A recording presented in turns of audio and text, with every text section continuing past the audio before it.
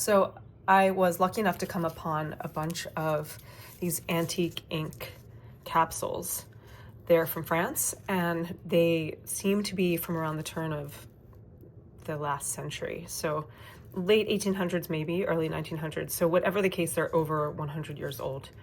And just an incredible object. And if it is that old, I guess, I don't know, I thought it was plastic initially, but the translation suggests, at least as far as Google's telling me, that you are to put the container and the contents of the container into warm water to make ink.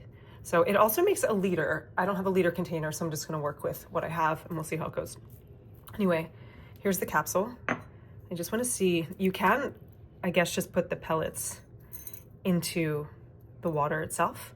But of course, I'm gonna try to dissolve it as is to make less of a mess. But I'm just showing the particles because it's cool. So they are not violet.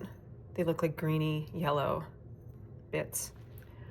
So it says to use a liter. I don't have a liter, so I'm using this. So it may be very concentrated.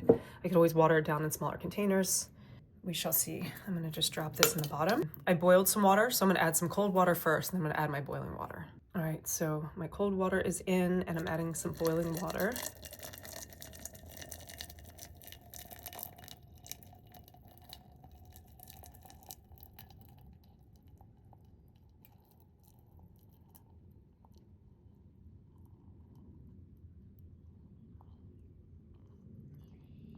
The steam is hiding how violet the water is.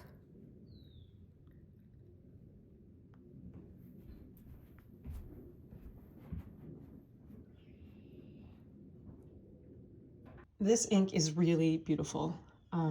So fun to see it come to life and so strange to see it transformed from that greeny gold color.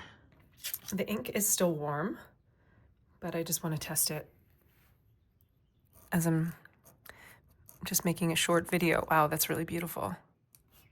So it seems like this was the ink that was used for school in France up until the 1960s.